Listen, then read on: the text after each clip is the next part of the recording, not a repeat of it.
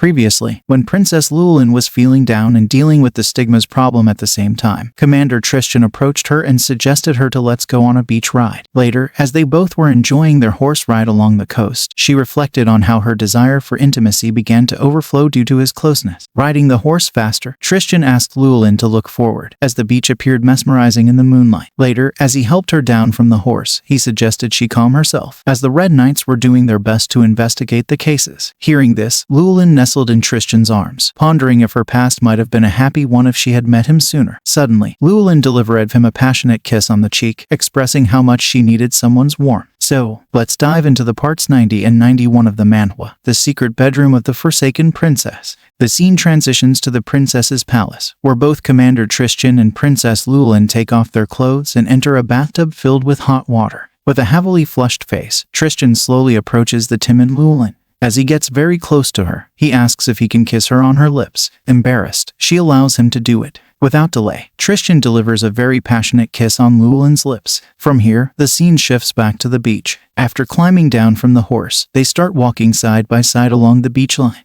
Feeling guilty, Lewellyn apologizes to Tristan for wetting his army shoes. Tristan expresses that he's fine as long as it makes her happy. Embarrassed by his words, they both stop talking for a moment. In a hesitant tone, Lewellyn asks if he's okay with joining her for a mixed bath later at her palace's bathroom. Shocked by her unexpected request, he gazes at her in disbelief. The scene then shifts back to the present. While enjoying the bath together, Tristan engages in a physical relationship with her. In response, she kisses him and opens up, saying she wants to feel his warmth even more. After some unforgettable hours, the cute and tired Lewellyn falls asleep in Tristan's arms. Seeing her innocent face, he smirks and enjoys the moment. Suddenly, her body begins to shake due to the cold winds. Without delay, he embraces her small body with his big arms like a blanket, tightening his grip. Tristan reflects on how amazed he is that Lewellyn called him to calm her desire. With a proud smile, he declares he's always ready, and she can summon him anytime for such things. Amid this, someone starts knocking at the bedroom door. Startled, he wonders who could be there at this hour. It's Lewellyn's servant, asking if she is inside. Hearing the knocks, Lewellyn slowly wakes up,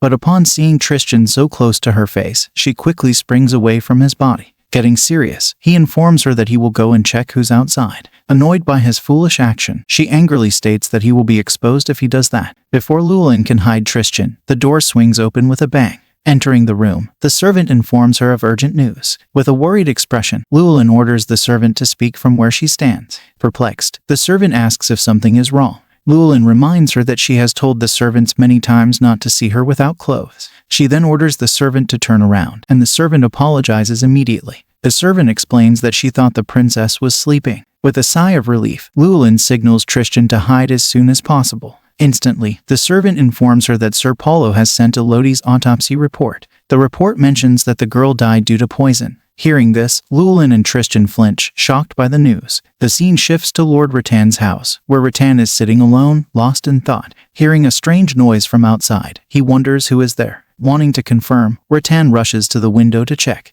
But when he opens the window, he finds Lewellyn and Tristan sitting in a tree beside his house. Smiling, Lewellyn states that she has traveled far just to meet him. Shocked by their sudden arrival in such an inappropriate way, Rattan asks why leader Tristan brought Lewellyn with him. Scolding Rattan, Tristan questions why he didn't respond to their letter. In response, Rattan says nothing and simply lowers his head. To make Rattan realize his mistake, Tristan calls him a pathetic man who has abandoned his honor and pride as a gentleman. Listening to Tristan's harsh words, Lewellyn gently asks him to stop. After this, she jumps off the tree branch and lands inside the room like a female ninja. Rising to her feet, Lewellyn states that she has learned Rattan cared a lot for his little sister. She falls silent for a moment before expressing that she also has a little adorable brother. Although he hasn't left this world like Rattan's sister, she is deeply saddened that she can't witness his growth. It breaks her heart to think she will never hear his laughter again. Even though her situation differs from Rattan's, she understands his feelings. Shaking visibly, Rattan says she should know how dangerous Queen Pamela is. With determination in her eyes, Lewellyn declares that it's no longer time to fear the queen.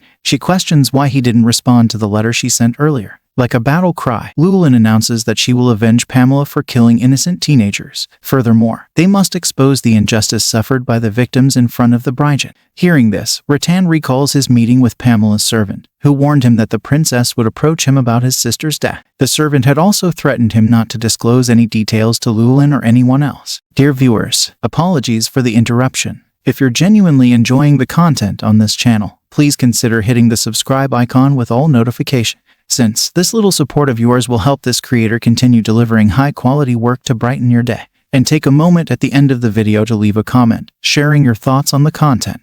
Your feedback means a lot. Now, let's not take up too much of your time and jump back into the story. Interrupting his thoughts, Lewellyn asks if he's ready to take advantage of the moment they have. Assuring him, she promises that he won't carry this burden alone. If Queen Pamela interrogates him, he can put all the blame on her. Lewellyn questions if his sister died suddenly from nausea, as Elodie exhibited similar symptoms before her death, and the autopsy showed that the cause of death was poisoning. Hearing this, Rattan explains that when someone is poisoned, they die instantly. Shocked, Lewellyn asks if the poisoned person develops health problems gradually before death, as Elodie had said she felt worse day by day after moving to the capital. This suggests that his sister's death and Elodie's might be connected. Tristan then asks how anyone could administer poison slowly and continuously. Lewellyn remembers that other teens died in the same way. In a serious tone, she hypothesizes that the queen might have directly given poison to the victims. She then asks how old Rattan's sister was, and he replies that she was 18. Wanting more details, Lewellyn asks if his sister ever met the queen.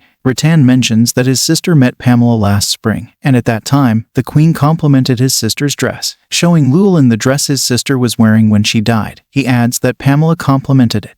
This triggers Lewellyn's memory that Elodie was also complimented by the queen for her dress. Shifting her focus to Rattan, Lewellyn asks if she can see his sister's accessories. As Rattan shows her the accessories, Lewellyn reflects that they look normal from the outside, and if his sister was just a girl who liked fashion like other girls. However, noting something unusual about one of the items, she quickly asks if she can take it for examination. Interfering, Tristan asks if she discovered anything strange. In a loud voice, Lewellyn orders Tristan to follow her instructions, as it's crucial to start researching now. Clutching the accessory, she assumes that similar traces will be found in Elodie's belongings. The scene shifts to the next morning, where a newspaper seller highlights that the princess has vowed to investigate the murders of the noble lady. Passers-by comment that the princess is stirring up rumors about the aristocracy. The newspapers even reach King Bastian and Queen Pamela. Lewellyn is summoned to explain her actions. In response, she asks if the queen is doing well. Smirking, Pamela replies that she is, then skips the formalities and gets straight to the point, questioning if Lewellyn has found anything about the incident.